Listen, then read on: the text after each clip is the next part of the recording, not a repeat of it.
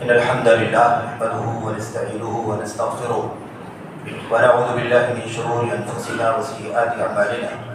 من يهده الله فلا مضل له ومن يضلل فلا هادي له، وأشهد أن لا إله إلا الله وحده لا شريك له، وأشهد أن محمدا عبده ورسوله. أما بعد فإن خير الحديث كتاب الله، وخير الهدي هدي محمد صلى الله عليه وسلم، وشر الأمور محدثاتها، وكل محدثة بدعة، وكل بدعة ضلالة، وكل ضلالة في النار. أعوذ بالله من الشيطان الرجيم. بسم الله الرحمن الرحيم. ولقد بعثنا في كل أمة رسولا أن يعبدوا الله واجتنبوا الطاغوت. وقال عز من قائل حاكيا قول الأنبياء عليهم الصلاة والسلام، قالوا لأقوامهم وأممهم يا قوم اعبدوا الله ما لكم من إله غيره. وقال النبي صلى الله عليه وسلم قل لي قال أبو معاوية قل لي في الإسلام قولا لا أسأل عنه أحدا بعدك. قال صلى الله عليه وسلم قل آمنت بالله ثم استقم. وجاء أبي الدرداء رضي الله تعالى عنه قال أوصاني رسول الله صلى الله عليه وسلم ب9 وذكر منها لا تشرك بالله وإن قطعت أو حرمت إلى آخر ما قال النبي صلی اللہ علیہ وسلم. برادران اسلام، دینی اور ملی بھائیوں، نوجوان دوستوں، احباب اور بزرگوں، قابل احترام ماؤں اور بہنوں، عزیز بچوں، اللہ تبارک و تعالیٰ نے ہمیں اور آپ کو جو دین عطا فرمایا ہے، اسلام، یہ وہ دین ہے جس کا سب سے زیادہ امتیازی، سب سے زیادہ اہم اور بنیادی تقاضا، اس کا مطالبہ، اس کی اساس اور بنیاد اللہ تبارک و تعالیٰ کے سلسلے میں یہ عقیدہ کہ اللہ تبارک و تعالیٰ ہی تنہا اکیلا عبادت کا حقدار ہے. الوہیت، ربوبیت، اسماء و صفات، افعال، تعظیم کے سارے کام صرف اور صرف اللہ تبارک و تعالیٰ کے لیے لائق و زیبا ہیں. اللہ تبارک و تعالیٰ کی وحدانیت کا عقیدہ دین اسلام کا سب سے زیادہ اصل الاصول اور بنیادی عقیدہ ہے. یہ عقیدہ توحید کا عقیدہ ہے، تثلیث کا نہیں ہے، تثنیہ کا نہیں ہے، صوفیہ کا نہیں ہے، اس کے اندر کوئی تعداد کا پتہ بھی نہیں. ایسا کوئی عقیدہ اللہ تبارک و تعالیٰ کی کتاب میں، نبی کریم صلی اللہ علیہ وسلم کی سنت میں موجود نہیں. میرے بھائیوں، میرے بزرگوں، آج کے اس خطبہ جمعہ میں جو چند باتیں اللہ کی کلام کی آیات کی روشنی میں اور نبی کریم صلی اللہ علیہ وسلم کی سنتوں کی روشنی میں، اسی طرح سے امت کے سلف حضرات صحابہ کرام، تابعین، تبع تابعین کی، خیر القرون کی سیرت کی روشنی میں چند باتیں جو عرض کرنی، وہ اللہ کی فضل و کرم سے عقیدے کے سلسلے میں ہے، توحید باری تعالیٰ کے سلسلے میں ہے. عقیدے توحید میں جو فساد در آتا ہے، اس کے اسباب کیا ہے، اس کے ثمرات کیا ہے، اور اس عقیدے کے فساد سے، عقیدے میں پیدا ہونے والے انحراف سے ہم اور آپ اپنا بچاؤ کیسے کر سکتے ہیں. آج اس وقت دنیا کے اندر کیسے حالات بدل چکے ہیں. امت کے اندر دین کے نام پر، اسلام کے نام پر، امت کے نبی محمد رسول اللہ صلی اللہ علیہ وسلم کے نام پر، آپ کی سنت کے نام پر، میرے بھائیوں، نہ جانے کیسے عقائد، نہ جانے کیسے مناہج، اور نہ جانے کیسے افکار و نظریات امت کے اندر عام کیے جا رہے ہیں. ان سے کیسے اپنے آپ کو ہم بچا سکتے ہیں؟ ہماری اور آپ کی ذمہ داری اس سلسلے میں کیا ہے؟ میرے بھائیوں، ایک بات اچھی طرح سے اپنے ذہن و دماغ میں بٹھا لیں کہ پوری دنیا کے اندر جتنے بھی لوگ اسلام سے نسبت رکھتے، اسلام سے نسبت رکھنے والوں کے سلسلے میں بات ہو رہی ہے. جن کی نسبت اسلام سے نہیں ہے یا جو مسلمان نہیں ہے، انہیں ہم اس وقت موضوع سے خارج کرتے ہیں. جو لوگ اسلام سے نسبت رکھتے ہیں، اور نسبت رکھنے والوں میں پوری دنیا کے اندر ایک واحد جماعت اہل حدیث ہے، سلفیوں کی جماعت ہے، اہل الاثر کی جماعت ہے. یہ ایک واحد جماعت ہے جس کے یہاں اللہ کی فضل و کرم سے توحید باری تعالی، خالص عبادت و بندگی اور نبی کریم صلی اللہ علیہ وسلم کی خالص سنت کی اتباع پائی جاتی ہے. یہ ان کا منہج ہے، یہ ان کا مشن ہے، یہ ان کا عقیدہ ہے، یہ ان کا منہج ہے، اور اسی اعتبار سے وہ آج تک اپنے منہج پر، مشن پر قائم ہیں. میرے بھائیوں، دنیا کے حالات بہت بدلے، لیکن پیشین گوئی نبی کریم صلی اللہ علیہ وسلم کی۔ میرے بھائیو ہمارے سامنے ہے ایک جماعت، ایک طائفہ ہمیشہ حق پر قائم رہے گا۔ دنیا کی ساری مخالفتیں، دنیا کی ساری دشمنیاں، دنیا کے سارے لوگ ان کا سہارا چھوڑ دیں گے، انہیں بے سہارا بنا دیں گے، ان کے خلاف پروپیگنڈے کریں گے، ان کے خلاف سازشیں رچیں گے، مختلف انداز سے انہیں دھمکائیں گے، مختلف انداز سے انہیں زد و کوب کریں گے۔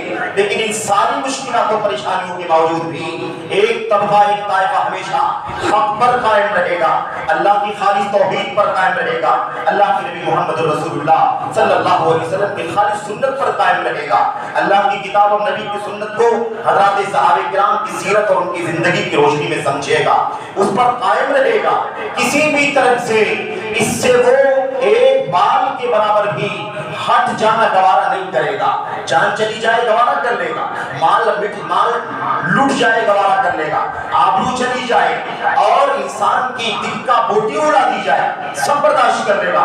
لیکن ایک چیز برداشت نہیں کر سکتا کہ وہ اللہ تبارک و تعالیٰ کی توحید سے سمجھوتا کر لے یا نبی کریم صلی اللہ علیہ وسلم کی سنت سے ایک بال کے برابر بھی ہٹ جائے یا صحابہ کرام کی موقف اور ان کی سیرت سے کسی بھی طرح سے وہ احتراز کرنے کے لیے تیار ہو جائے، اس پر وہ کبھی بھی آمادہ نہیں ہوں گے۔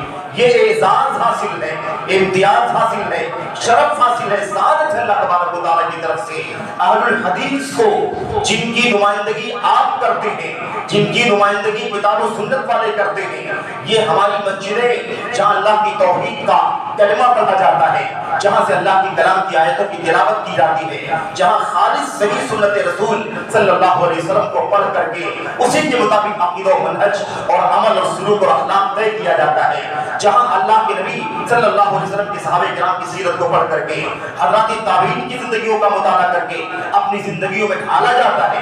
یہ اللہ کے فضل و کرم سے ہمیں حاصل ہے، یہ سعادت اللہ تبارک و تعالیٰ نے آپ کو ہم کو بخشی ہے۔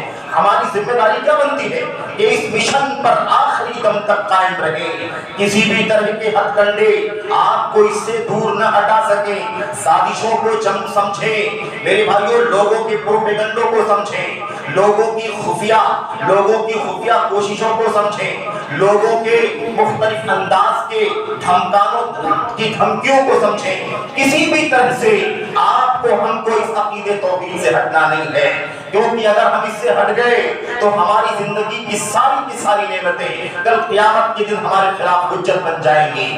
ہم اللہ تبارک و تعالیٰ کے نام مجرم قرار پائیں گے، خطا کار قرار پائیں گے۔ وہ وعدہ جو جنت کا کیا گیا ہے وہ اللہ تبارک و تعالیٰ ہم سے چھین لے گا اور ہم اور آپ حقیقت میں جہنم کے مستحق بن جائیں گے۔ اس لیے اس عقیدے سے کبھی انحراف نہیں کرنا۔ عقیدہ کیا چیز ہے؟ کیا چیز ہے عقیدہ؟ ایسا بھی ہو سکتا ہے کہ عقیدہ منہج سن کر کے لوگ تھک جائیں، لیکن کبھی ایسا ہوتا ہے کہ بات ہمارے بھائی نہ سمجھے کہ عقیدہ کسے کہتے ہیں۔ عقیدہ کیا ہے؟ اصل میں عقیدہ کہتے ہیں عربی زبان کے اندر باندھ لینے کو، کسی چیز کو باندھ لینا، گرہ لگا دینا، گانٹھ لگا دینا، یہ معنی ہے عربی زبان کے اندر۔ اب جب انسان عقیدہ کہتا ہے کہ عقیدہ میرا یہ ہے تو اس کا مطلب یہ ہوتا ہے کہ وہ کسی چیز پر گرہ لگایا، کسی چیز کو باندھے ہوئے ہے، اپنے دل کو اسی پر باندھ لیا ہے، اپنے دماغ کو اسی پر باندھ لیا ہے، وہی سارے کام کرے گا جو وہاں سے نکلے گا، اس پر اپنے ہاتھ پیر کو اس نے باندھ لیا ہے، اب اس سے باہر نہیں نکل سکتا۔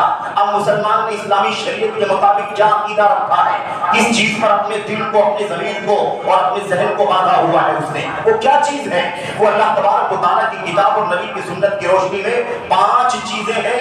اللہ تبارک و تعالیٰ پر ایمان کے علاوہ 5 چیزیں ہیں۔ سب سے پہلے ایمان باللہ ہے، اور یہ سارے عقیدوں کی جڑ ہے، سارے ایمان کی اساس ہے۔ آمنت باللہ وملائکتہ وکتبہ ورسلہ وبالیوم الآخر وبالقدر خیرہ وشرہ وحلمہ ومرہ۔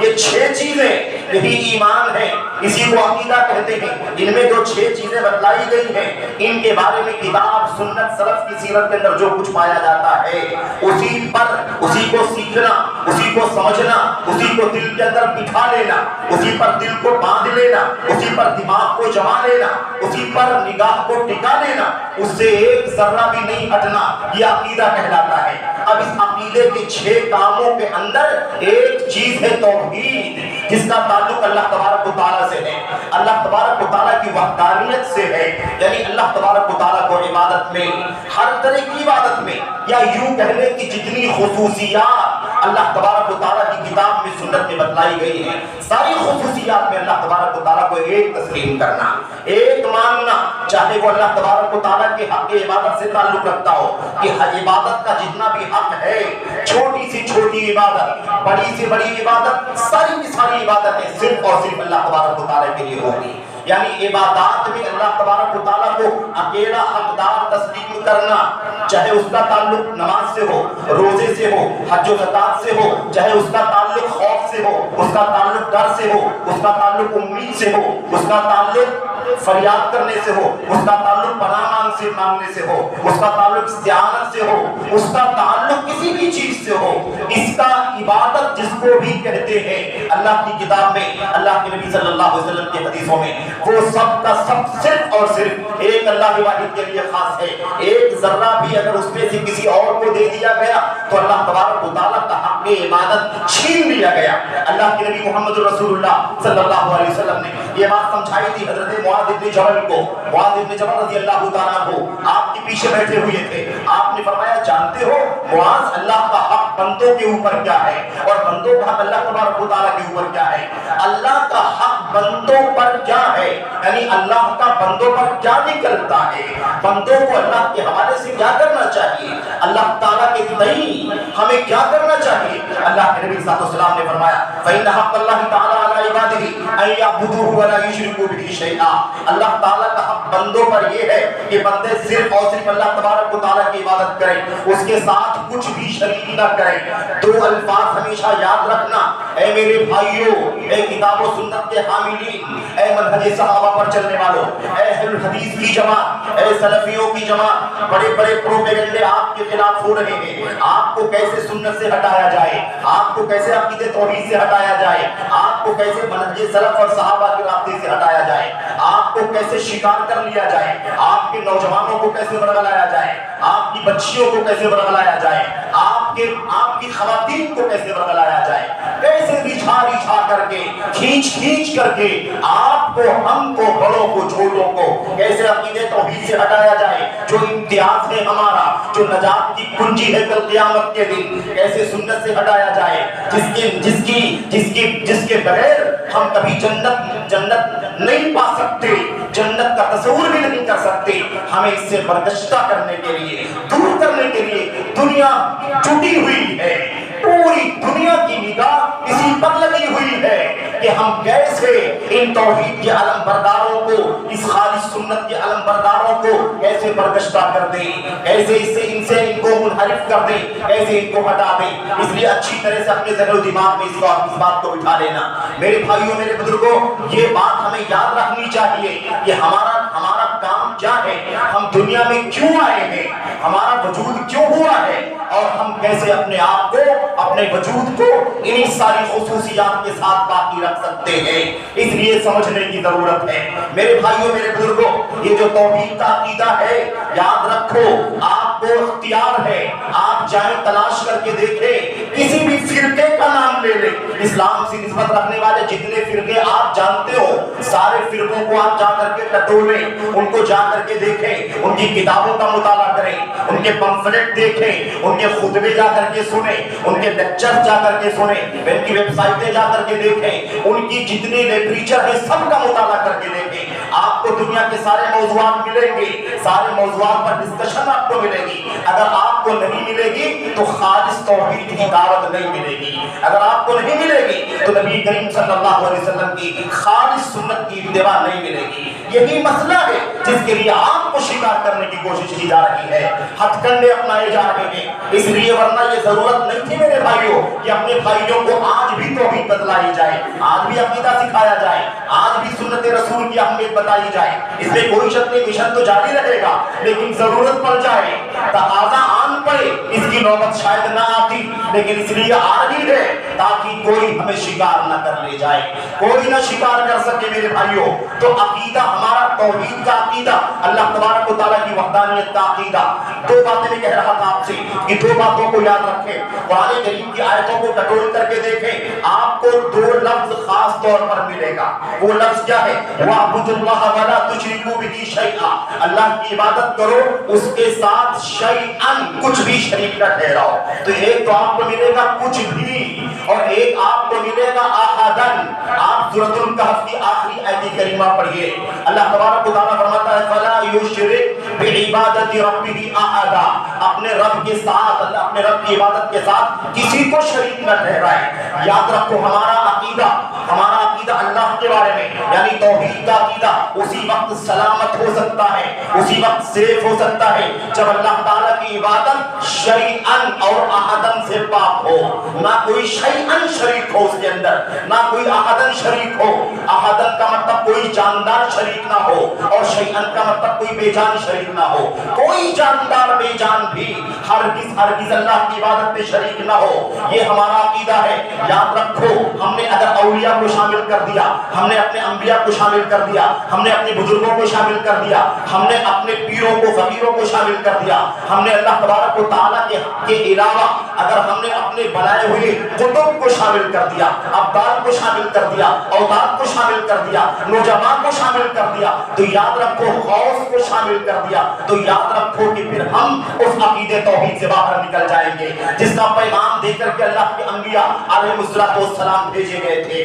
شروع سے لے کر کے آخری نبی محمد رسول اللہ صلی اللہ علیہ وسلم تک آپ عمومی طور پر اور خصوصی طور پر سارے دلائل کا مطالعہ کر سکتے ہیں. میرے بھائیوں آپ کو عمومی طور پر بھی ملے گا. ہم نبی کی یہی دعوت تھی ان اعبدوا اللہ واجتنبوا الطاغوت، اللہ کی عبادت کرو، اللہ تبارک و تعالیٰ کے سوا طاغوت سے دور رہو، اجتناب کرو. یہ بہت زیادہ بنیادی دعوت ہے میرے بھائیوں. اس کے بعد حضرت نوح کا نام لے لو، حضرت ہود کا نام لے لو، حضرت صالح کا نام لے لو، حضرت شعیب کا نام لے لو، حضرت ابراہیم و اسماعیل کا نام لے لو، حضرت یوسف یعقوب سب کا نام لے لو. سارے ناموں کے ساتھ آپ کو یہ ملے گا وَاعْبُدُوا اللَّهَ وَلَا يَا قَوْمِ اعْبُدُوا اللَّهَ مَا لَكُم مِّنْ إِلَٰهٍ غَيْرُهُ. اے میری قوم کے لوگ اللہ تبارک و تعالیٰ کی عبادت کرو کیونکہ تمہارا اللہ کے سوا کوئی عبادت کے لائق نہیں ہے. وَاعْبُدُوا اللَّهَ وَلَا تُشْرِكُوا بِهِ شَيْئًا، اللہ کی عبادت کرو، اللہ تبارک و تعالیٰ کے ساتھ کسی کو شریک نہ ٹھہراؤ. یہ عقیدہ ہے، یہ وہ عقیدہ ہے جس عقیدے پر ہماری نجات کا دار و مدار ہے، جس پر جنت ڈیپینڈ ہے، جس پر جہنم سے نجات ڈیپینڈ ہے، جس پر اللہ کی رضا اور اللہ تبارک و تعالیٰ کی مغفرت کا دار و مدار ہے. اس لیے میرے بھائیوں اس سے کبھی برداشتہ نہیں ہونا. آخر عقیدے میں بگاڑ آتا کیوں ہے، فساد آتا کیوں ہے، کیسے انسان اس عقیدے سے ہٹ جاتا ہے؟ یہ مسئلہ بڑا پیچیدہ ہے اور اس کے پیچھے بہت سارے اسباب ہیں، بہت سارے اسباب. اگر عقیدے کی تعلیم و تربیت نہ ہو، عقیدہ پڑھایا نہ جائے، عقیدہ سکھایا نہ جائے، تو ظاہر سی بات ہے کہ دھیرے دھیرے عقیدہ توحید ختم ہو جائے گا. اسی طرح سے عقیدے میں بگاڑ اس وقت آ جاتا ہے جب لوگ کتاب و سنت سے عقیدہ لینے کے بجائے اپنے باپ دادوں کی ریت روایت پر چلنے لگتے ہیں. ہمارے دادا، ہمارے باپ، ہمارے خاندان، ہمارے پرکھے، ہمارے اولیاء، ہمارے صالحین، ہمارے علماء، ہمارے جب یہ ان کے لیے تعصب کیا جاتا ہے تو یاد رکھو پھر عقیدے میں فساد آتا ہے. وَإِذَا قِيلَ لَهُمُ اتَّبِعُوا مَا أَنزَلَ اللَّهُ قَالُوا بَل نَتَّبِعُ مَا أَلْفَيْنَا عَلَيْهِ آبَاءَنَا. ان لوگوں کو جب کہا جاتا ہے اللہ تعالیٰ نے قرآن کریم میں جو کچھ اتارا ہے، سنت میں جو کچھ اتارا ہے، اس کی پیروی کرو، اس کی اتباع کرو، اس کے پیچھے چلو، تو کہتے ہیں بَل نَتَّبِعُ مَا أَلْفَيْنَا عَلَيْهِ آبَاءَنَا. نہیں ہم قرآن کو سنت کو نہیں مانتے، اس میں جو کچھ آیا ہوا ہے وہ ٹھیک ہے، لیکن ہم تو باپ دادا کے دین پر چلتے ہوئے آ رہے ہیں، اسی پر چلتے رہیں گے، اس کو نہیں چھوڑیں گے. جو عقیدہ باپ دادا سے ہم نے پایا ہے ہم اسی عقیدے پر قائم رہیں گے، اس سے ہم ہٹیں گے نہیں. میرے بھائیوں یہ بہت بڑا مسئلہ ہے. اس کی وجہ سے عقیدے میں فساد آتا ہے. عقیدے میں بگاڑ اس لیے بھی آتا ہے کہ لوگ اندھی تقلید کرتے ہیں، اس لیے بھی عقیدہ آ جاتا ہے، عقیدے میں فساد آ جاتا ہے. اندھی تقلید کی کوئی گنجائش دین کے اندر نہیں ہے، بلکہ تقلید کی گنجائش نہیں ہے. تقلید کا لفظ کتاب و سنت میں نہیں ہے، تقلید کا لفظ اللہ کے نبی کے صحابہ کی زندگی میں نہیں ہے. اتبعوا اطیعوا، اطاعت کرو، اتباع کرو، اسوے کی پیروی کرو، آئیڈیل کو مانو، اسی بات کا حکم دیا گیا ہے. اندھی تقلید کی جاتی ہے تب جا کر کے عقیدے میں فساد آ جاتا ہے، عقیدے میں بگاڑ آ جاتا ہے. میرے بھائیوں عقیدے میں فساد و بگاڑ اس لیے بھی آتا ہے کہ دنیا کے اندر جو بڑے فتنے ہیں، بڑے فسادات ہیں، جو میرے بھائیوں باطل فرقے ہیں، جو گمراہ فرقے ہیں، الفرق الباطلہ، الفرق الضالہ، گمراہ فرقے باطل فرقے، ان کی ریشہ دگانیاں، ان کی چالیں، ان کے مکر و فریب، ان کی سازشیں، ان کی بنیاد پر بھی عقیدہ خراب ہوتا ہے۔ اس لیے میرے بھائیوں میرے بزرگوں سمجھنے کی ضرورت ہے۔ اللہ کے نبی محمد رسول اللہ صلی اللہ علیہ وسلم کی حدیثیں ہمارے سامنے ہیں۔ آپ نے اپنی امت کو جاہلیت سے دور کیا ہے کہ نہیں کیا ہے؟ اے میری امت کے لوگوں جاہلیت سے اپنے آپ کو دور کرو۔ اللہ تبارک و تعالیٰ تمہارے پاس ایک روشن کتاب لے کر کے اللہ تعالیٰ نے ایک روشن کتاب اتار دی ہے، ایک نبی بھیج دیا ہے۔ اب تم کو جاہلیت کی کسی چیز سے کوئی تعلق نہیں ہونا چاہیے۔ لیکن یاد رکھو میرے بھائیوں، ہماری ذمہ داری ہے کہ ہم باطل فرقوں کی سازشوں کو سمجھیں، ان کے باطل عقائد کو سمجھیں، ان کے انحرافات کو جانیں، تاکہ اپنے عقیدے کی حفاظت کر سکیں۔ عقیدے کی حفاظت کرنے کے لیے باطل عقائد پر بھی نظر ہونی چاہیے کہ باطل عقائد کیا ہے، تاکہ ہم اپنے آپ کو ان سے بچا سکیں۔ آپ کو یاد ہوگا حضرت عمر بن خطاب رضی اللہ تعالیٰ عنہ کا وہ قول جو انہوں نے فرمایا تھا میرے بھائیو تاریخی جملہ یاد کرو، اور اسے پتہ چلتا ہے کہ ہم جانے کی باطل کیا ہے، باطل جانے تاکہ باطل سے اپنے آپ کو بچائیں۔ باطل اس لیے نہیں جانے باطل پر چلے، بلکہ باطل اس لیے جانے کہ باطل سے اپنے آپ کو بچائیں۔ حق پر ثابت قدم رہنے کے لیے باطل کی گہرائی کو، باطل کی گندگی کو، اس کی کدورت کو بھی جاننا ضروری ہے۔ جیسے آپ کو توحید پر قائم رہنے کے لیے شرک کی غلاظت کو بھی جاننا ضروری ہے، تاکہ اپنے آپ کو بچائیں، تاکہ باریک باریک شرک سے اپنی توحید کو بچائیں۔ ایسے ہی آپ کو چاہیے کہ آپ یہ بھی جانیں، اپنے علماء سے جڑ کر کے، اپنے علماء سے رابطے میں رہ کر کے، اپنے علماء کی رہنمائی میں رہ کر کے آپ جانیں کہ عقیدے کے اندر فساد کہاں سے نکلتا ہے۔ میرے بھائیو عمر بن خطاب نے کہا تھا انه ينقض الاسلام عروة عروة اذا نشأ في الاسلام من لم يعرف الجاہلیہ۔ میرے بھائیو جملہ یاد رکھو، اسلام کی کڑیاں ایک ایک کر کے توڑ دی جائیں گی، اسلام کی کڑیاں ایک ایک کر کے توڑ دی جائیں گی جب اسلام میں ایسے لوگ پرورش پائیں گے جن کو جاہلیت کا پتہ نہیں ہوگا، جاہلیت کا پتہ جن کو نہیں ہوگا، وہ اسلام کی کڑیوں کو توڑیں گے ایک ایک کر کے۔ اس لیے ان فتنوں سے بھی اپنے آپ کو آگاہ رکھو۔ مومن آگاہ رہتا ہے، مومن بیدار رہتا ہے، مومن سازشوں کو سمجھتا ہے، مومن فراست کی زندگی گزارتا ہے۔ وہ ایسے ہی بے ڈھنگا نہیں رہتا، جس نے راستہ دکھایا چل پڑے، جس نے اشارہ کیا چل پڑے، جس نے بلایا پہنچ گئے، جس نے منع کر دیا رک گئے، ایسے نہیں کرتا، روشنی میں چلتا ہے۔ توحید پر سنت پر چلنے کے لیے جو کتاب اللہ کی روشنی، سنت رسول صلی اللہ علیہ وسلم کی روشنی، صحابہ کرام کے فہم کی روشنی اللہ تبارک و تعالیٰ نے عطا فرمائی ہے، اس پر ایک مسلمان چلتا ہے۔ اس لیے میرے بھائیوں یہ بات سمجھنے کی ضرورت ہے، میں بھی گفتگو کرنا چاہتا ہوں انشاءاللہ تبارک و تعالیٰ کہ آج ہمارے بیچ میں کیسے کیسے فرقوں نے ہمارے عقائد کو فساد کے حوالے کرنا شروع کر دیا ہے، اور افسوس کے ساتھ کہنا پڑتا ہے کہ میڈیا نے اس قدر اپنا پنجہ گاڑ دیا کہ ہمارے بھائی، ہمارے نوجوان بھائی، ہمارے عزیز بچے، ہماری عزیز بچیاں، بہت سارے بزرگ بھی ہیں جو نہ سمجھی گئے۔ میرے بھائیوں کتاب و سنت کا صحیح مطالعہ نہ ہونے کی وجہ سے، اہل علم کی نگرانی میں نہ ہونے کی وجہ سے وہ بھی ان فتنوں کے شکار ہو جاتے ہیں، ان فتنوں کی زد میں چلے جاتے ہیں۔ اس لیے بڑا خطرناک مسئلہ ہے۔ میرے بھائیوں میں آپ سے یہ کہنا چاہتا تھا کہ عقیدہ توحید اتنا ضروری کیوں ہے، اس کو بچانا کیوں ضروری ہے؟ اس لیے کہ یہ سب سے بڑا سرمایہ ہے، اس سے بڑا سرمایہ کوئی نہیں۔ جنت میں جانے کے لیے عقیدہ توحید شرط ہے، کوئی بھی ہو، اتنا بھی قریبی، اتنا بھی اونچا، اتنا بھی مقبول، اتنی بھی اونچی حیثیت والا، اللہ تبارک و تعالیٰ نے یہاں اللہ کے اس حق کے توحید کے بغیر کوئی جنت میں نہیں جا سکتا۔ اور حضرت ابراہیم خلیل اللہ علیہ السلام کی بات کو ذرا دیکھو، غور کرو کہ کتنی فکر تھی عقیدہ صحیح رہنا چاہیے، عقیدہ صحیح رہنے کے لیے، توحید خالص کے لیے کتنی فکر مندی تھی، اپنے لیے اور اپنے بال بچوں کے لیے دعا کر رہے ہیں، وَجُنُوبْنِي وَبَنِيَّ أَن نَّعْبُدَ الْأَصْنَامَ، اے رب العالمین، اے پروردگار مجھے بھی اور میرے بچوں کو بھی بچانا اس بات سے کہ ہم بتوں کی پرستش کریں، بتوں کی پرستش کرنے سے مجھے بھی دور رکھنا اور میرے بچوں کو بھی دور رکھنا۔ بھلا بتاؤ میرے بھائیوں، وہ ابراہیم خلیل اللہ علیہ السلام جنہیں اللہ تبارک و تعالیٰ نے حنیف کہا ہے، سارے لوگوں سے کنارہ کشی اختیار کر کے ایک اللہ واحد کی عبادت کی طرف آنے والے، ساری دنیا سے دشمنی، بادشاہ سے دشمنی، باپ سے دوری، خاندان سے دوری، گھر والوں سے دوری اختیار کر کے نہتھا ابراہیم خلیل اللہ علیہ السلام نے دنیا کے سامنے توحید کا ڈنکا بجایا اور دنیا کے سامنے یہ پیغام پیش کیا کہ اللہ تبارک و تعالیٰ کی توحید پر، اللہ کی واحد بندگی پر، اللہ کی واحد کی بندگی پر چلنے کے بغیر نجات ممکن نہیں ہے۔ میرے بھائیوں، وہ ابراہیم دعا کرتے ہیں وَجُنُبْنِي وَبَنِيَّ أَن نَعْبُدَ الْأَصْنَامَ، اے رب العالمین، اے پروردگار مجھے بھی بچانا اور میرے بال بچوں کو بھی بچانا، ان نعبد الاسنام، اس بات سے کہ ہم بتوں کی پوجا کریں گے۔ کیا ابراہیم بتوں کی پوجا کر سکتے ہیں؟ کیا ابراہیم کی اولاد حضرات انبیاء علیہ السلام؟ میرے بھائیوں،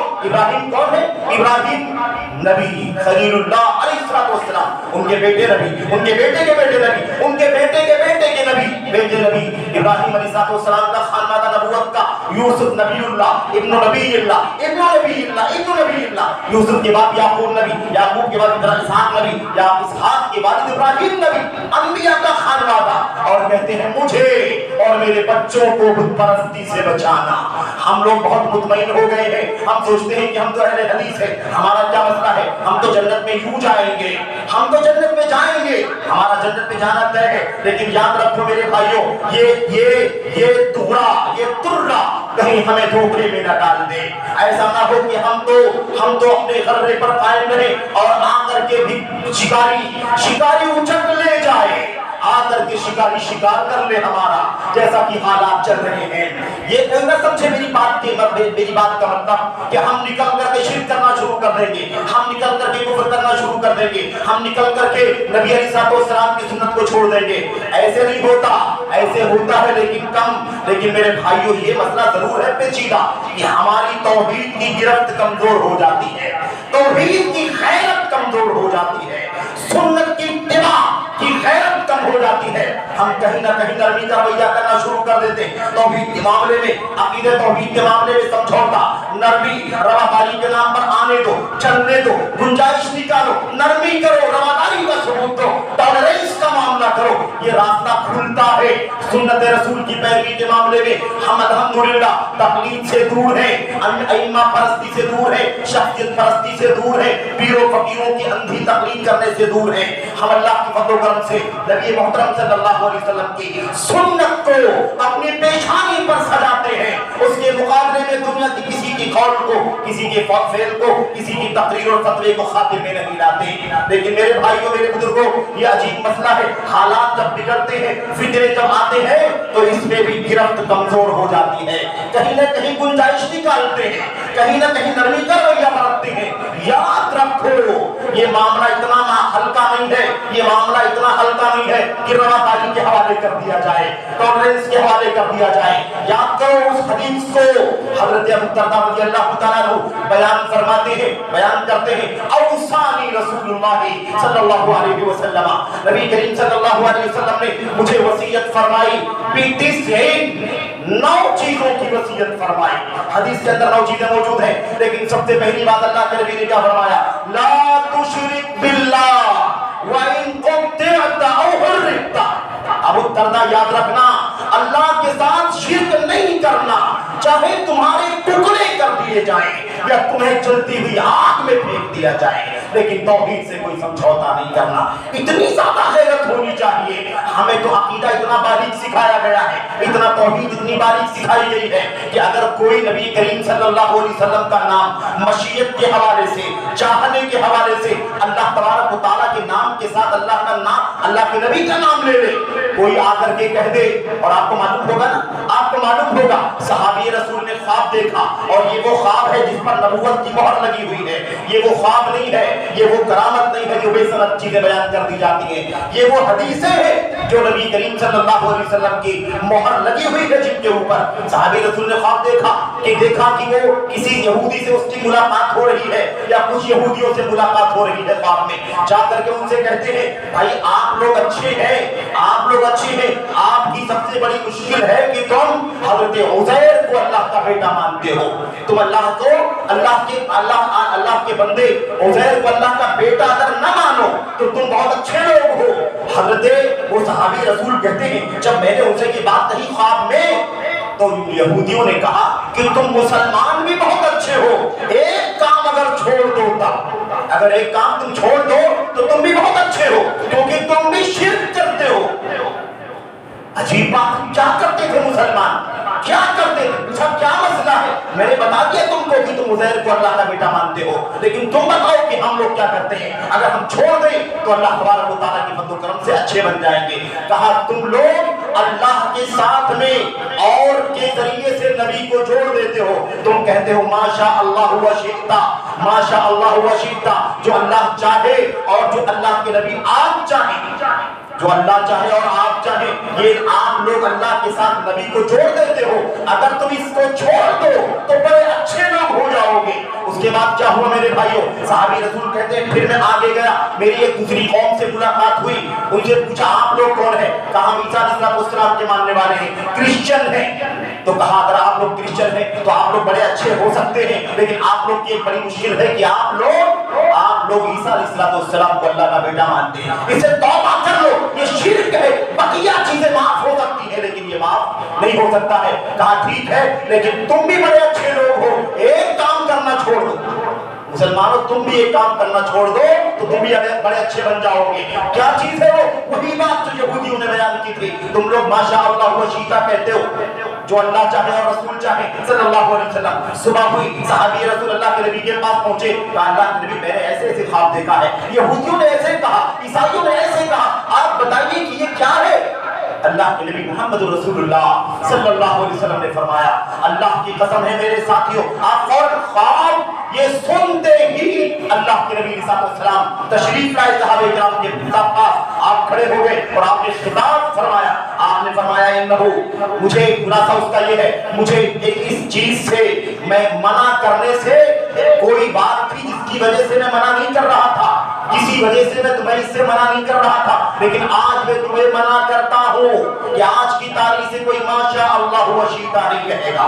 जो अल्लाह चाहे और आप चाहे ऐसा कोई नहीं कहेगा। अगर कहना है तो क्या कहेगा? माशा अल्लाह सुम्मा शीता, जो अल्लाह चाहे फिर आप चाहे, या कहना है तो क्या कहे? माशा अल्लाह वहदा, जो सिर्फ अल्लाह तबारक व तआला चाहेगा, ऐसा जिसको कहना है कहे, और माशा अल्लाह व शीता कहना छोड़ दे। मेरे भाइयों, हमने ये अकीदा सीखा है, हमने ये तालीम पाई है, ये तौहीद हमने सीखी है। हम कैसे गवारा कर सकते हैं कि रवादारी के नाम पर उनको हजम कर ले, इनको बर्दाश्त कर ले, उनको बर्दाश्त कर ले। मेरे भाइयों, आज हमारी माएँ बहनें, हमारी बच्चियां, हमारे बच्चे, हमारे नौजवान खास तौर पर मेरे भाइयों बहुत सारे प्रोपेगेंडों की जद में हैं। ये दावत तौहीद, ये दावत सुन्नत, ये दावत अहले हदीस मेरे भाइयों बहुत ज्यादा हम लोग के नरमे में है। इसलिए अपने आप को बहुत ज्यादा बेदार रखने की जरूरत है। याद रखो, अगर अपने आप को चाहते हो कि अपने अकीदे की हिफाजत हो जाए, आपके अकीदे की सलामती की जमानत चाहते हो, तो आपको हमको क्या करना पड़ेगा? सबसे पहला काम यह है कि हम अकीदे तौहीद को एज अ सब्जेक्ट पढ़ें। लोग कहते हैं कि अकीदे में क्या सीखना, अल्लाह की तौहीद के बारे में क्या सीखना, वो तो हम जानते हैं अल्लाह तबारक व तआला एक है, अकेला है, नमाज रोजा उसके लिए करना है, रब मालिक वो है, हम जानते हैं, इसमें और क्या सीखना है।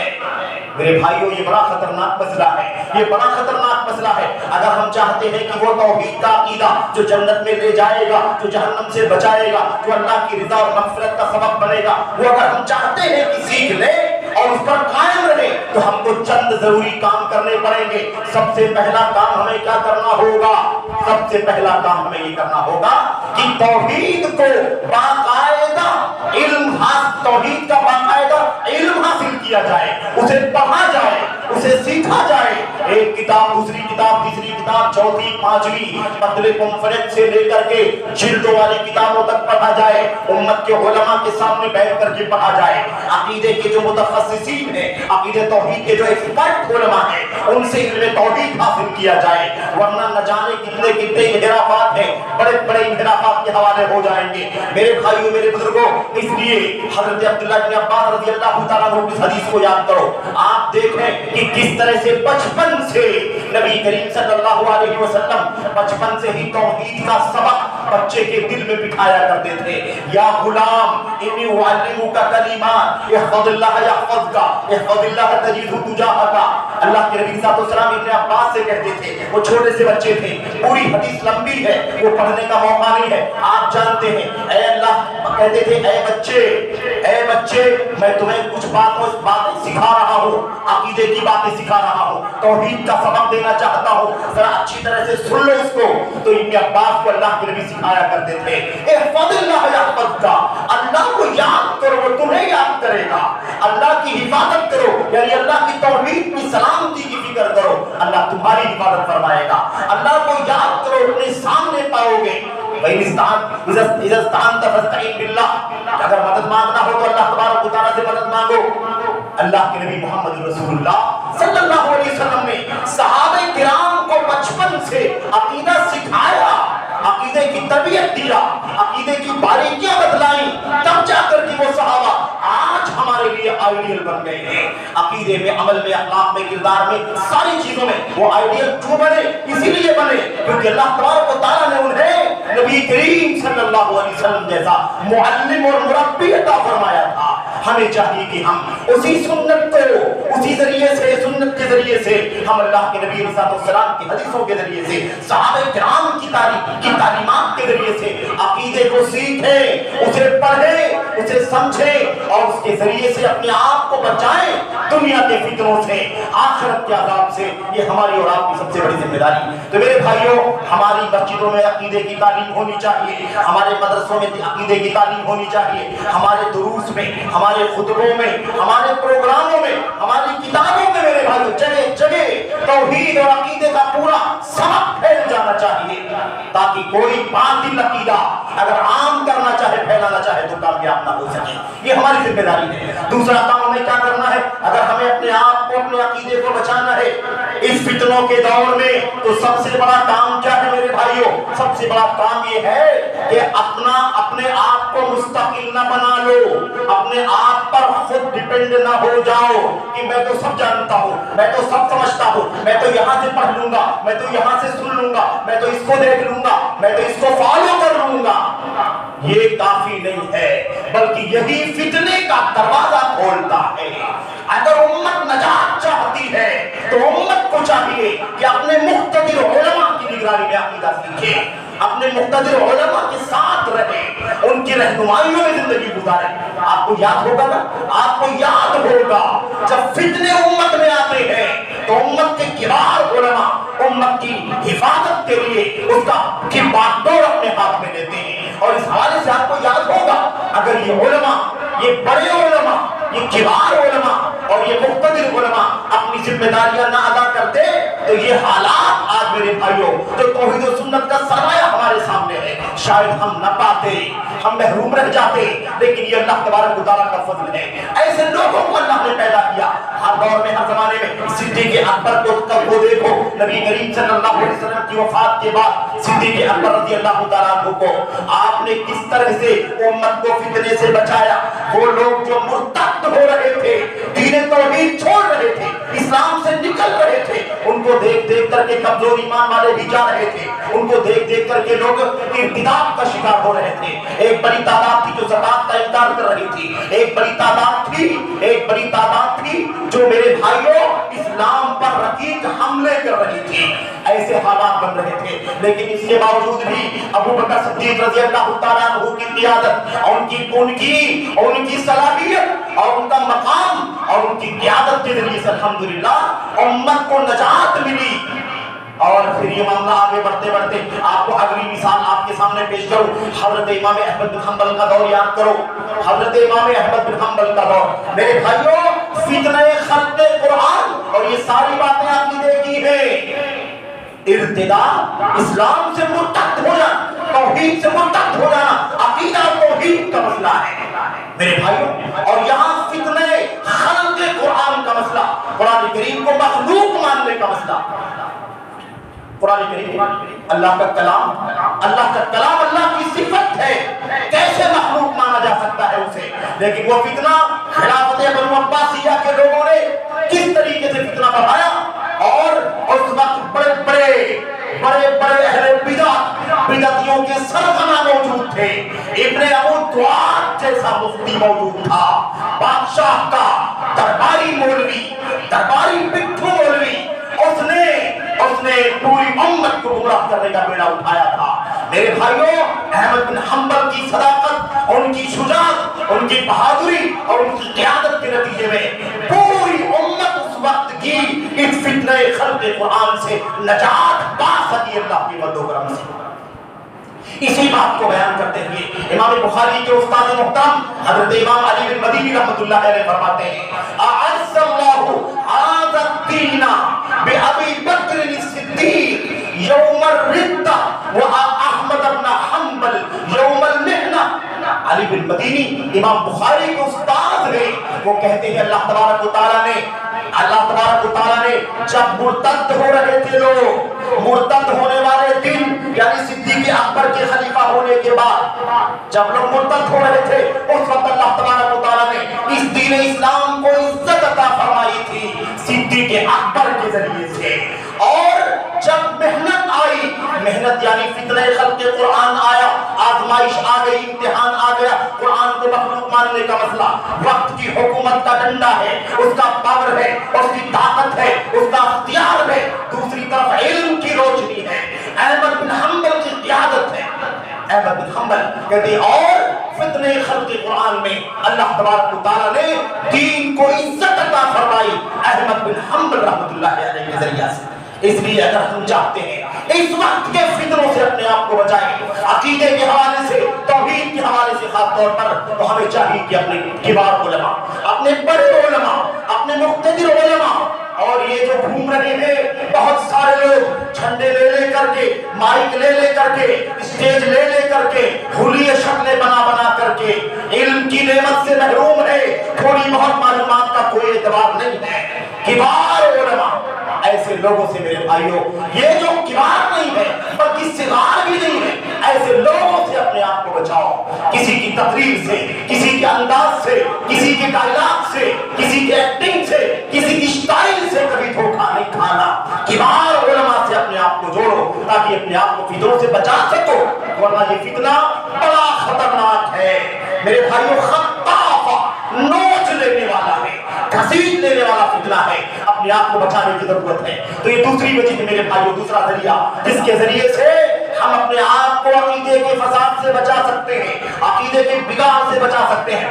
تیسرا، اور میں سمجھتا ہوں یہ آخری کر لے تو اچھا ہے تاکہ وقت زیادہ نہ ہو، تیسرا سبب اور ذریعہ جس سے اپنے عقیدے کی، اپنی توحید کی حفاظت کر سکتے ہیں اور عقیدہ، عمومی طور پر عقیدہ سب کی حفاظت کر سکتے ہیں، اس کا سب سے بڑا ذریعہ ہے کہ ہم مثبت کے ساتھ منفی بھی جانیں۔ کیا مطلب یہ ہے کہ توحید پرستوں کے علاوہ، سنت پرستوں کے علاوہ جو بہت سارے فرقے ہمارے بیچ میں موجود ہیں، ہمارے علاقے میں، ہمارے ملک میں، وطن میں، دنیا کے اندر بڑے فرقے، احزاب موجود ہیں۔ وَلَا تَكُونُوا مِنَ الْمُشْرِكِينَ مِنَ الَّذِينَ فَرَّقُوا دِينَهُمْ وَكَانُوا شِيَعًا۔ بڑے فرقے بن جائیں گے، اپنے آپ کو اس سے دور رکھنا۔ تو فرقوں کو سمجھو، بڑے بڑے فرقے ہیں، نام سنت کا لگا کر آئیں گے، نام صحابہ کا لگا کر کے آئیں گے، نام جماعت کا لگا کر کے آئیں گے، نام اسلام کا لگا کر کے آئیں گے، لیکن دھوکہ دیں گے۔ اور ہم نے عرض کیا میرے بھائیوں، یہ معاملہ ہمیشہ سے چلتا آ رہا ہے، اس وقت کچھ زیادہ پھیلا ہوا ہر دور میں رہا، ہر دور میں۔ اس لیے ہم کو سارے فرقوں کو جاننا ہے، معتزلہ کون ہے، ان کا کیا عقیدہ ہے، خوارج کون ہے، ان کا کیا عقیدہ ہے، جہمیہ کون، ان کا کیا عقیدہ ہے، ماتریدیہ کون، ان کا کیا عقیدہ ہے، صوفیہ کون ہے، ان کا کیا عقیدہ ہے، مودودی فرقہ کون سا، اس کا کیا عقیدہ ہے، جماعت اسلامی والے انقلاب کے نام پر اور حکومت کے نام پر، حکومت اقامت دین کے نام پر پوری دنیا کو بہکانے کے چکر میں لگے ہوئے ہیں، سب کو دھوکہ سکتا بغیر توحید الہ کے، بغیر خالص سنت کی کوئی دین قائم نہیں ہو سکتا۔ جاؤ دیکھو یہ مودودی والے، یہ جماعت اسلامی کے لوگ، جا کے مطالعہ کر کے دیکھو، ان کی کتابیں اٹھا کر کے دیکھو، اور شاید میں آپ کو آج انشاءاللہ تبارک و تعالیٰ شام والے خطاب میں تفصیل سے بتاؤں گا بھی، تو آپ کے سامنے باتیں آ جائیں گی انشاءاللہ تبارک و تعالیٰ۔ میرے بھائیوں، یہ لوگ اقامت دین کی بات کرتے ہیں، دین قائم کرنا، دین قائم کرنا، دین قائم کرنا، لیکن مجھے بتاؤ اللہ تبارک و تعالیٰ نے سورہ شورى میں فرمایا ہے 5 انبیاء کا ذکر کر کے، حضرت نوح علیہ السلام، حضرت ابراہیم، حضرت موسیٰ اور عیسیٰ، اور آخر نبی محمد رسول اللہ صلی اللہ علیہ وسلم کا ذکر فرمایا، اور اللہ نے فرمایا ان اقیموا الدین، تم دین قائم کرو۔ ابراہیم نے کون سا دین قائم کیا تھا؟ موسیٰ نے کون سا دین؟ نوح نے کون سا دین؟ عیسیٰ نے کون سا دین؟ محمد رسول اللہ صلی اللہ علیہ وسلم نے کون سا دین قائم کیا تھا؟ یہ دین انبیاء علیہ السلام کا کیا تھا؟ توحید کا دین تھا کہ نہیں تھا؟ ایک اللہ کی عبادت کا دین تھا کہ نہیں تھا؟ لیکن یہ جماعت اسلامی والے، حیرت ہوتی ہے مجھے، پوری دنیا کو بیوقوف بنانے کے چکر میں لگے ہوئے، کہتے ہیں دین قائم کرنے کی ہماری مشن ہے، ہمارا توحید کا عطا پتہ نہیں ہے، توحید کا کوئی لٹریچر نہیں، توحید کی کوئی کتاب نہیں، توحید کا کوئی خطبہ نہیں، توحید کا کوئی طرز نہیں، توحید کا کوئی تذکرہ نہیں کہ ہم موجود ہیں، اور بات کرتے ہیں دین قائم کرنے کی۔ ہمارے بہت سارے اہل حدیث بھائی جو ہے نا، خاص طور پر نوجوان، ذرا زیادہ روشن خیال اپنے آپ کو سمجھتے ہیں، ایڈوانس روشن خیال، متنور، اور ہم کو کہتے ہیں سب دقیانوس ہے، یہ جب پچھڑے ہوئے لوگ ہیں، جدید دور ہے تو جدید انداز میں، نئے دور میں نئے انداز میں زندگی گزارو، اب وہ پرانا انداز ختم کرو، عقیدہ نہیں بدلے گا، یاد رکھنا قیامت آ جائے گی، عقیدہ تبدیل نہیں ہوگا، یہ مسلم ہے، کیونکہ اللہ کی توحید ہے، وہ اللہ نہیں بدلے گا، اللہ کی توحید نہیں بدلے گی، اس لیے کوئی بھی دھوکہ نہ دے۔ لیکن افسوس کہتے ہیں ذرا رواداری ہونی چاہیے، ذرا نرمی ہونی چاہیے، ان کے ساتھ بھی تھوڑا رہو، اتحاد کی ضرورت ہے، امت میں بڑا فرقہ ہے، امت کے حالات نازک ہیں، دنیا ہماری دشمن ہے، اس لیے ذرا سب کو لے کر کے چلو۔ تو کیا توحید کو بیچ دے؟ کیا توحید کا سمجھوتا کر لے میرے بھائیوں؟ کیا عقیدے توحید کے ساتھ کھلواڑ کرنے کے لیے تیار ہو جائے؟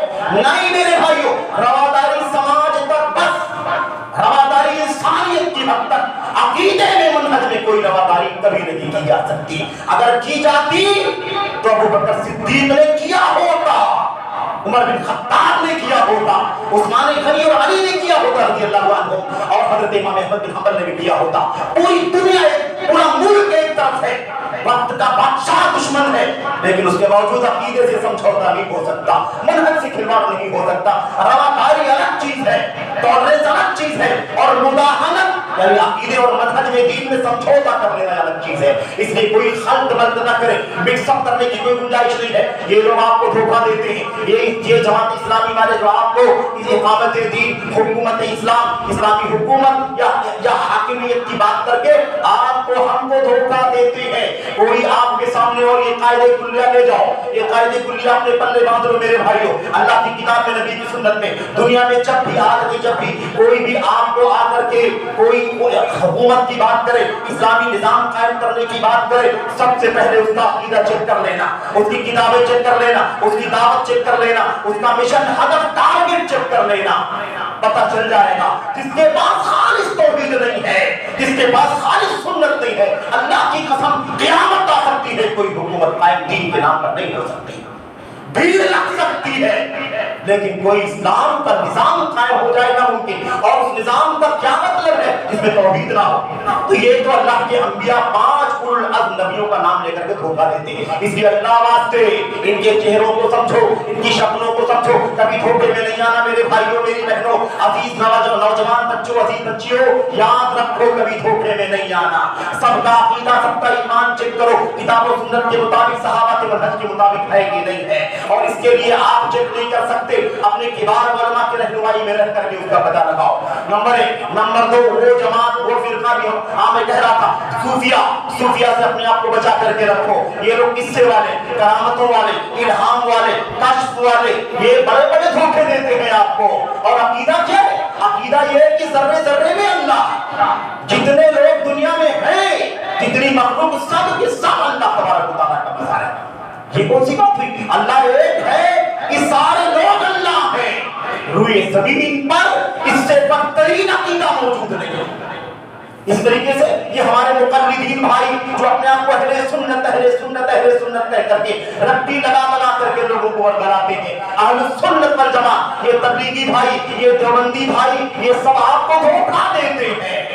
بات کرتے ہیں اتحاد کی، اتحاد، متحد ہو جاؤ، اور توحید پر آنے کو تیار نہیں ہے، تقلید چھوڑنے کو تیار نہیں ہے، پیر پرستی چھوڑنے کو تیار نہیں ہے۔ میرے بھائیوں، یہی لوگ ہیں جن کا عقیدہ، جن کے 150 علماء کی سائن کے ساتھ عقیدہ موجود ہے۔ اپنی کتاب کو اٹھا کر کے دیکھو، المحند المفند کے اندر، اور میں وضاحت کروں گا انشاءاللہ تبارک و تعالیٰ آج، اس میں اٹھا کر کے دیکھو 150 علماء کی سائن ہے، اور عقیدے میں کیا لکھا ہوا ہے؟ ہمارا عقیدہ ابو منصور ماتوریدی کا عقیدہ ہے، ہمارا عقیدہ ابو موسیٰ اشعری کا عقیدہ، ابو الحسن اشعری کا عقیدہ ہے۔ اور میرے بھائیوں، ہم چشتی بھی ہیں، قادری بھی ہیں، نقشبندی بھی ہیں، سہروردی بھی ہیں۔ یہ لوگ، ان سے اپنے آپ کو بچاؤ ورنہ تمہیں دھوکے میں ڈال دیں گے۔ یہ تصوف کے راستے ہیں، اور اگر ان کی تاریخ پڑھ کر کے دیکھو گے حیران ہو جاؤ گے۔ ان سب فرقوں کے اندر تصوف کی شرک بھرا ہوا ہے۔ اس طریقے سے آج کل کے ان فکروں میں جو ہمارے عقیدے برباد کر رہے ہیں، عقیدے برباد کرنے والوں میں میرے بھائی اور کون ہیں؟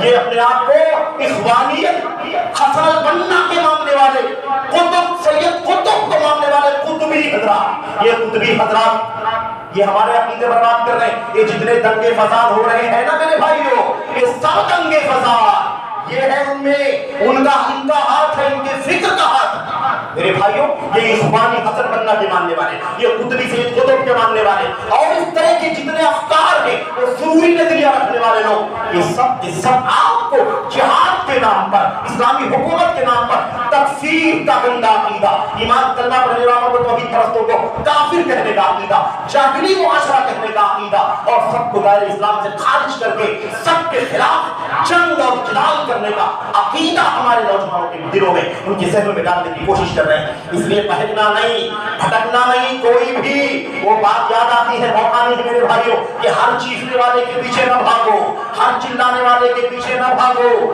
اہل حدیث روادار ہے، لیکن رواداری کا مطلب نہیں ہے کہ اہل حدیثیت کو بیچ دے، رواداری کا مطلب نہیں ہے کہ توحید سے سمجھوتا کر لے، رواداری کا مطلب نہیں ہے کہ سنت رسول کا منہج چھوڑ دے، رواداری کا مطلب نہیں ہے کہ صحابہ کرام کا مشن چھوڑ دے۔ ہم اس کے قائل نہیں ہو سکتے، کبھی جان جا سکتی ہے لیکن اس عقیدے سے کبھی دستبردار نہیں ہو سکتی۔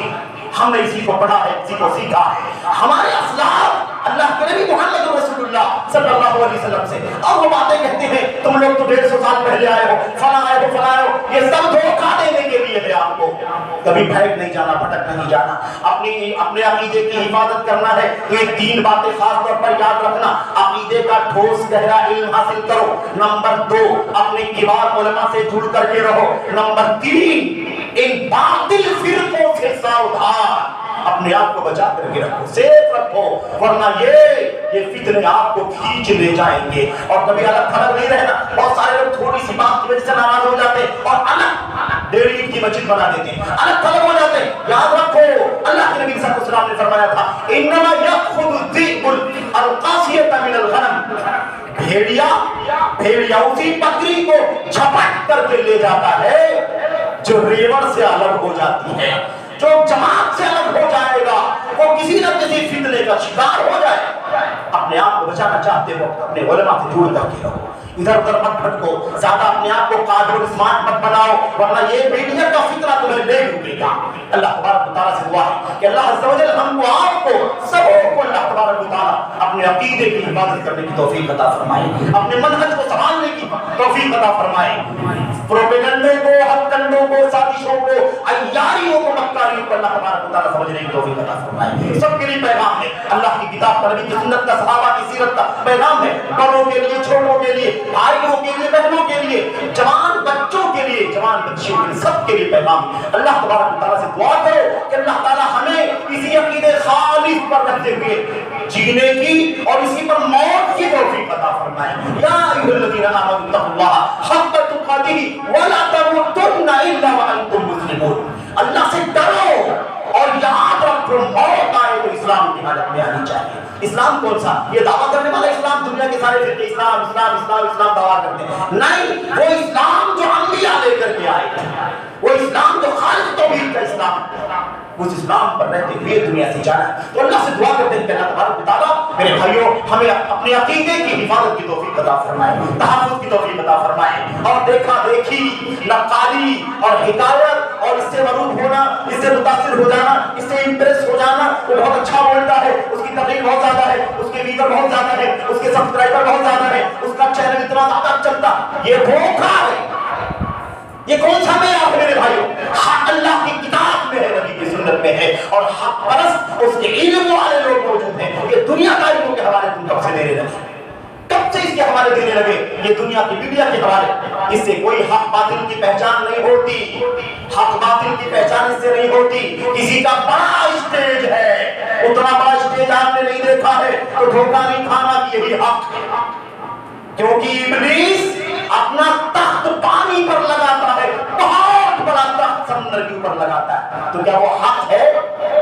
हक नहीं हो सकता। हक की पहचान ना तो बातपन है, ना तो मेजॉरिटी है, ये कोई बयान नहीं। हक अल्लाह की किताब और नबी की सुन्नत और सहाबा की सीरत में ढला हुआ है। उसी को लाओ, उसी को पढ़ो, उसी को समझो, उसी पर कायम रहो, दुआ करो कि अल्लाह ताला उसी पर जीने की और उसी पर मरने की तौफीक अता फरमाए। आमीन रब्बल आलमीन सल्लल्लाहु अलैहि वसल्लम व बारक अला नबीना मुहम्मद व अला आलिहि व सहबिहि अजमईन। अस्सलामु अलैकुम व रहमतुल्लाहि व बरकातहू।